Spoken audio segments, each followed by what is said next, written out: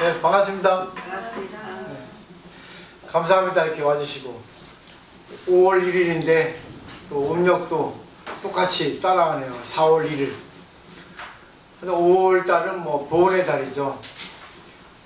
보온의 달에 이 날을 맞이해서 우리가 한번 생각을 해볼 필요가 있어요. 세상에 얼마나 많은 우리가 도움을 받고 살아가고 있는가.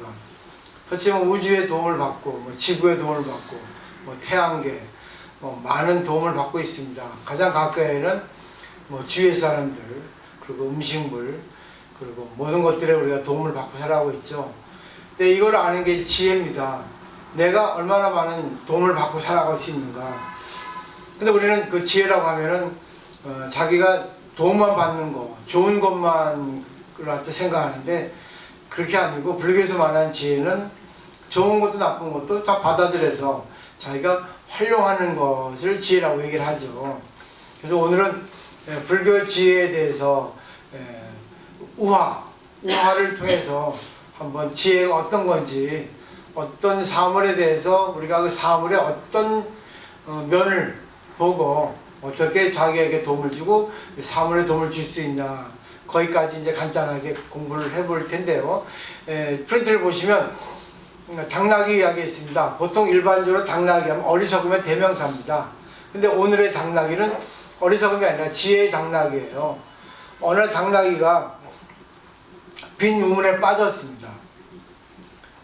빈 우물에 빠졌는데 많은 사람들이 이 슬피 울부짖는, 살려달라고 울부짖는 이 당나귀를 구할 수가 없었죠. 구할 도리가 없었어요. 그래서 이 농부가 많은 사람들에게, 마을 사람들에게 당나귀를 좀 살려달라고 이렇게 도움을 요청하기도 했죠. 근데 어떻게 돼요? 우물 파묻었지만이 당장에 살아나오지 않습니까?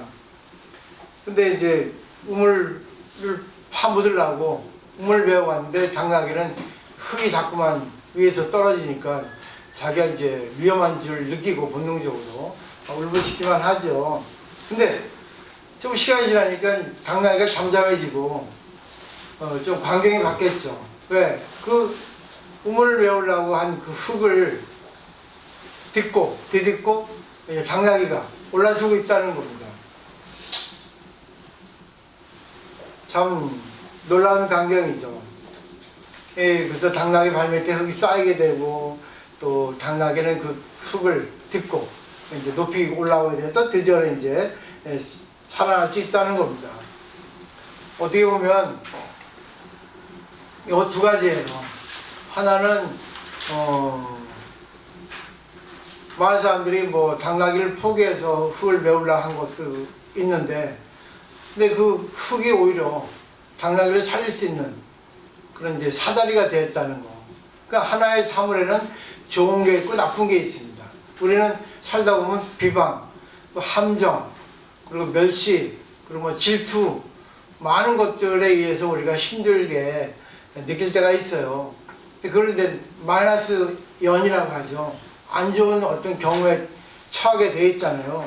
근데 그거를 다시 자기가 자기의 성장의 밑거름으로 바꿀 수 있는 그런 계기가 되어야 되는데, 그 계기를 만들 수 있는 게 바로 지혜입니다. 그리고 지혜라는 것은 어떤 사물에 있어서 자기가 힘들 때, 그 힘든 그 상황에서 이걸 통해서 내가 어떻게 마음가짐을 가져야 되는가, 이걸 통해서 내가 어떻게 내가 생활 방식을 바꿔야 되는가, 어떻게 내가 이거 가지고 처세를 해야 되는가, 어떻게 해서 관계를 해야 되는가, 그런 것이 바로 지혜입니다. 그런 얘기죠. 우화는 이제 동물을 이용해서 우리에게 어리석음을 얘기해주고, 그 어리석음을 통해서 자기의 어떤 지혜를 꺼내게 해주는 그런 방법이에요. 불교에는 공이라는 게 있습니다. 또 무기라고 하는 게 있어요. 무기는 기록이 없습니다. 기록이 없다는 것은 좋은 기록, 나쁜 기록이 없어요. 그러니까 기록이 없다. 그건 좋지도 않고 나쁘지도 않다는 거. 중도입니다, 이것도. 근데 우리는 일반적으로 볼 때, 사물을 볼 때 이거는 좋은 거다, 이건 나쁜 거다. 이렇게 보잖아요. 그래서 밑에 그 불교의 방정식을 한번 보시면 좋을 것 같아요. 맨 왼쪽에 보면은 불이라고 하는 거는 공이에요. 불. 왜 공이냐? 불이라고 하는 것은 좋은 것도 나쁜 것도 아닙니다. 불입니다. 근데 이 불을 좋게 쓰면 어떻습니까? 음식물을 익혀 먹을 수 있죠. 그리고 따뜻한 온방, 난방으로 이용할 수가 있죠. 그렇죠? 나쁘게 쓰면 어떻게 돼요? 화재가 나죠. 그리고 상처를 입죠. 살갗을 데우게 되죠. 그 다음에 이제 물 보세요. 왜 이렇게 되는지 모르겠어요.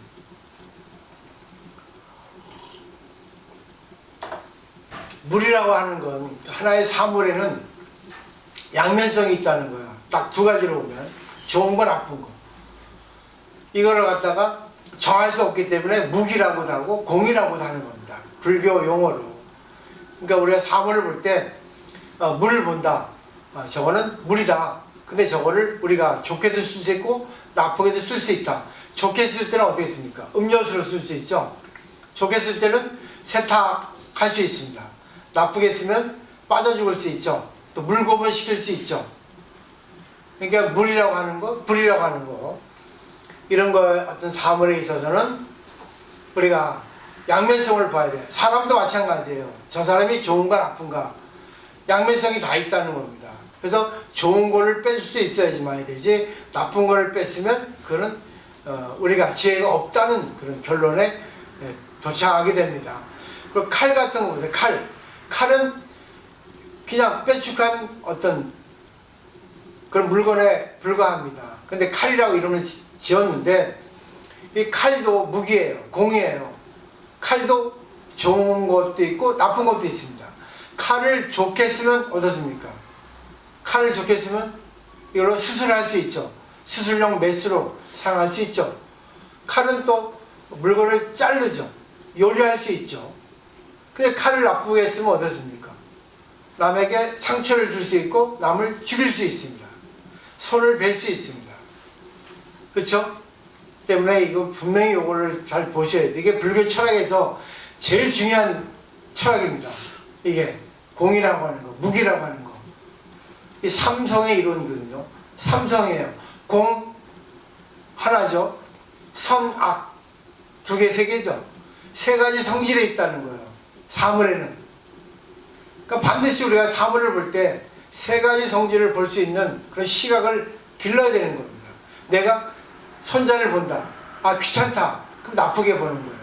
아, 손자를 봄으로써 내가 지금 이 나이에도 활동을 할 수 있구나. 손자를 봄으로써 내가 여러 가지 또 배울 수 있구나. 아, 손자를 봄으로써 내가 지금 집에 축 처져 있지 않고 내가 덕분에 이렇게 걸어 다니니까 건강해졌구나. 아, 손자를 보려면 건강해져야 되니까 아, 내가 운동을 할 수 있구나. 운동을 해야 할 필요성을 느끼는 그런 마음도 생겼구나. 이게 바로 좋은 점입니다. 근데 우리는 항상 버릇이 있어요. 나쁜 쪽으로 더 많이 봅니다. 좋은 쪽으로 보기보다는. 자기 입장에 처했을 때 좋은 쪽으로 보기보다는 나쁜 쪽으로 보는 쪽이 더 우리가 익숙해져 있습니다. 그래서 항상 사물을 볼 때는 좋은 면도 보고 나쁜 면도 보고 또 좋은 면도 아니고 나쁜 면도 아닌 그 세 가지 면으로서 사물을 볼 수 있어야 되는 거죠. 그럼 여기서 보세요. 자동차 있죠? 자동차는 자동차예요. 근데 좋게 보면 어떻습니까? 운반 수단으로 써요. 구급차로 쓸 수 있죠? 나쁘게 쓰면 어떻습니까? 사람을 죽이는 흉기로 쓸 수 있습니다. 이렇게 하나의 사물에 여러 가지 면이 있다는 거, 그걸 우리가 시각을 넓혀야 되는 거죠. 또 손 보세요. 손. 알기 쉽게 손. 손도 좋게 보면 어떻습니까? 생활 대부분 다 손을 사용하죠. 악수할 때, 또 남의 가려운 점을 긁어줄 때, 또 음식물 만들 때 손이 없어서는 안 됩니다. 불편합니다. 근데 이 손이 좋은 면만 있는 것도 있지만 나쁜 면도 있습니다. 나쁜 면은 어떻습니까? 손은 흉기가 돼요. 남을 때립니다. 그래서 살인할 수 있죠.